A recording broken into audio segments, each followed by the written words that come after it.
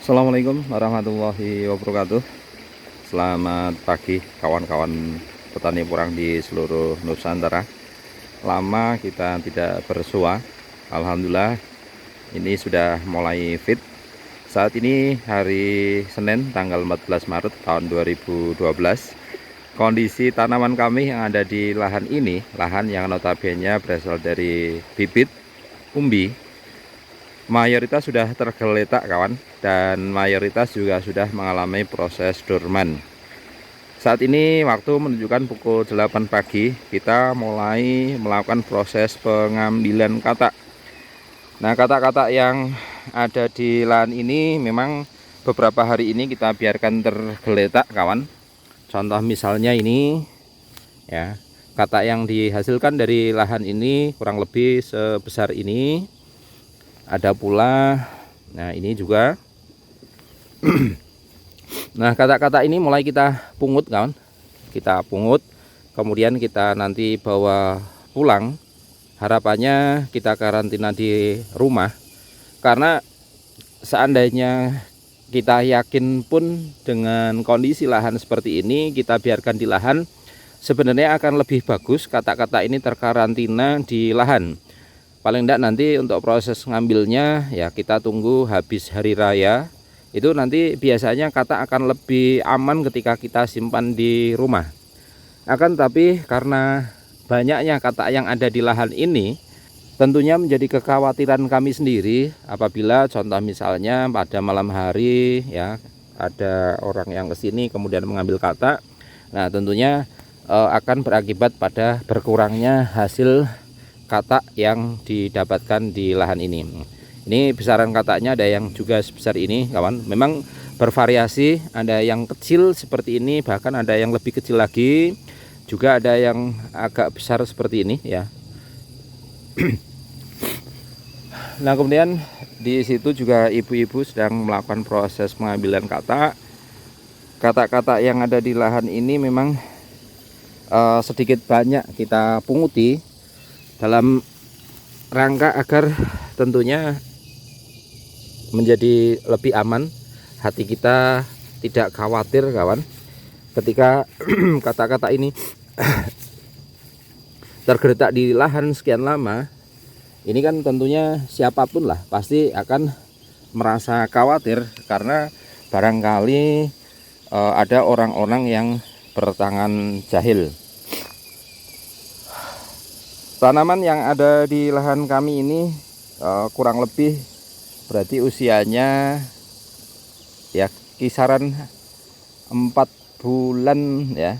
Berarti kalau kita hitung yaitu ditanam di bulan Oktober pertengahan, berarti November, Desember, Januari, Februari, Maret ya. Berarti usianya 4 bulan sudah mengalami proses dorman kawan. Untuk tanaman yang ada di lahan ini kalau dibandingkan dengan musim lalu, memang proses dormannya bisa dikatakan 1 bulan lebih cepat kawan. Entah kenapa beberapa tanaman atau mayoritas tanaman yang ada di lahan ini sudah roboh, kataknya pun sudah lepas. Walaupun katak-katak ini ya sudah terbilang cukup tua, tetapi kalau kita bandingkan dengan tahun lalu, ini biasanya proses tergeletaknya semacam ini itu kurang lebih ya di bulan April lah, awal April itu biasanya mulai roboh seperti ini. Nah, ini juga menjadi perhatian kita semua. Barangkali tanaman yang ada di lahan ini kenapa kok bisa dikatakan dia robohnya lebih cepat, itu dikarenakan barangkali karena pada daun ini banyak yang mengalami bercak daun semacam ini kawan. Nah, bercak daun yang pada bagian bibit umbi semacam ini karena dia tidak mengalami penunasan susulan, otomatis akan susah tertanggulangi. Walaupun sudah kita semprot menggunakan fungisida dengan berbagai merek, tetapi pada kenyataannya bercak daun yang modelnya bercak bintil-bintil semacam ini sangat susah untuk ditanggulangi. Akhirnya yang terjadi tanaman yang ada di lahan kita ini bisa dikatakan mengalami dorman yang agak lebih cepat, 1 bulan lebih cepat dibandingkan dari tanaman yang kita tanam pada musim lalu. Entah kenapa terjadi bercak daun seperti itu. Sudah kita tanggulangi, pH memang kita cek ya kawan.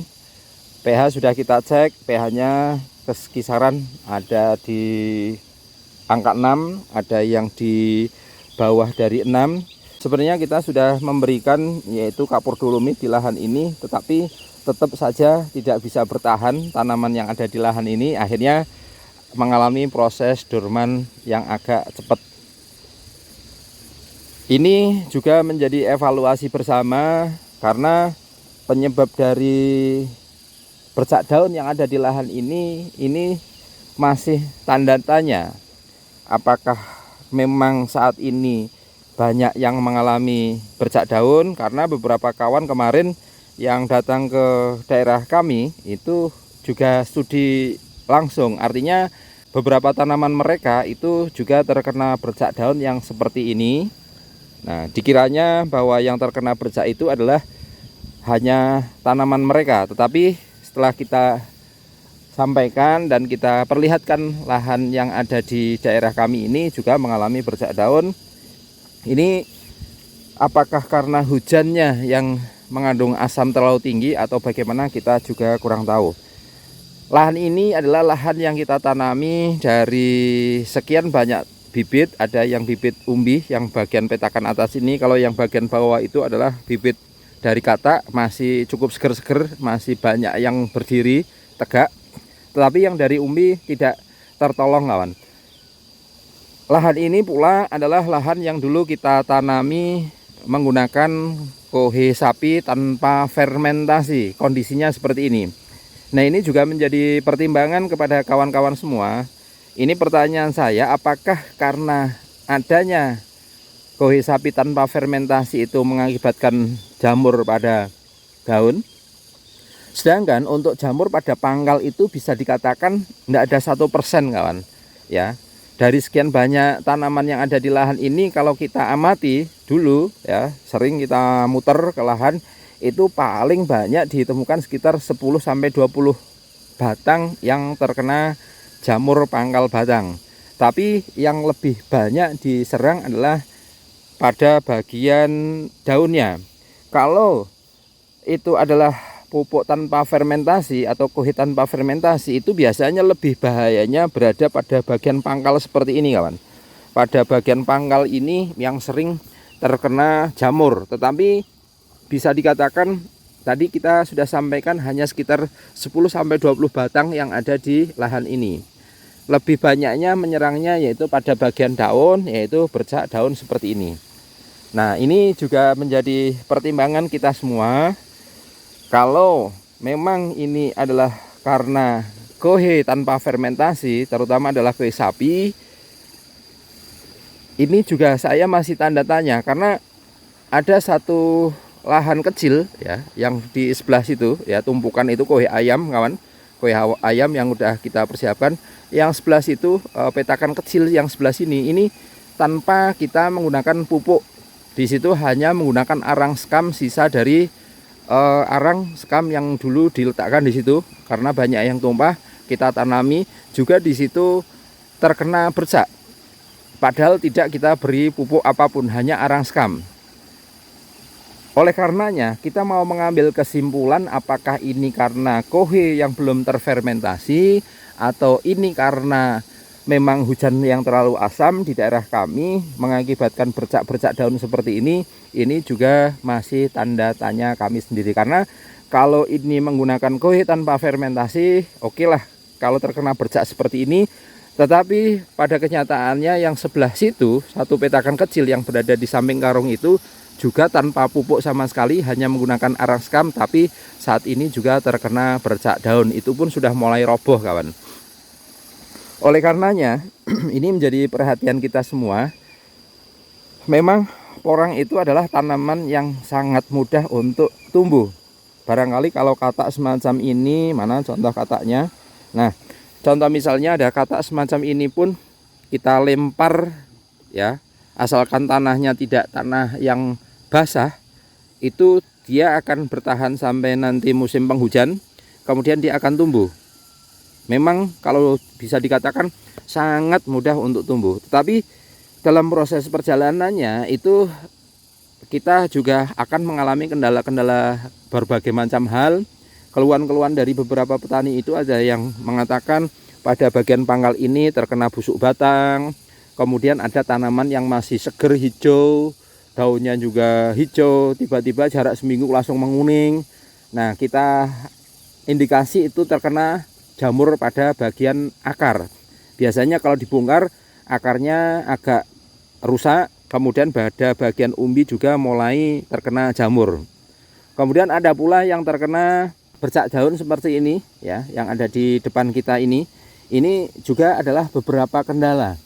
Kemudian kendala-kendala lain juga masih banyak kawan. Nah, ini menjadi pertimbangan kawan-kawan petani semuanya, bahwa menanam porang itu memang dikatakan porang sangat mudah untuk tumbuh, tetapi dalam perjalanannya kita sebagai petani itu pasti akan mengalami kendala-kendala beberapa hal kawan. Nah, oleh karenanya pertimbangkan dengan baik-baik apakah pada musim yang akan datang kita mau tanam porang atau tidak, itu dipelajari dulu. Karena dalam hal kita nanam, tahun kemarin kita sukses menggunakan metode yang sama seperti ini. Kemudian yang teman di daerah desa sebelah pun saat ini tanaman yang kurang lebih seluas ada berapa 3 hektaran itu juga sama mengalami bercak daun seperti itu, padahal menggunakan kohe kambing yang sudah difermentasi. Nah, ini adalah penyakit yang masih menyerang menyerang porang di daerah kami, terutama di daerah Batang itu seperti ini kawan. Walaupun ada hanya beberapa pojok kecil yang terkena, ada pula yang hampir menyeluruh ya. Ini kendala-kendala kami yang ada di lahan. Oleh karenanya beberapa faktor yang mengakibatkan kegagalan seperti ini juga menjadi pertimbangan kawan-kawan apakah mau terjun ke dunia pertanian, yaitu tanam porang atau tidak. Untuk hasil barangkali nanti akan kita bikin video kira-kira umbinya yang sudah dorman kira-kira sebesar apa, karena size yang kita gunakan di lahan ini yaitu mulai isi 50 sampai isi 2 ya, kurang lebih isi 2 ada yang di sebelah petakan sana, dan yang sebelah atas ini adalah yang isi 2. Kalau yang lainnya bervariasi kawan. Ini nanti akan kita sampling kira-kira hasil umbinya seperti apa, kita nanti akan bikin video selanjutnya. Nah, inilah kegiatan kami pada hari ini. Alhamdulillah sudah mulai fit. Kemarin-kemarin kalau kelelahan sedikit itu lemes ya, belum fit sepenuhnya. Barangkali ini sudah mulai beraktivitas, terkena sinar matahari pagi untuk tambahan energi bagi tubuh kami. Nah, semoga saja bisa fit sepenuhnya kawan. Salam sukses dari kami, terima kasih. Assalamualaikum warahmatullahi wabarakatuh.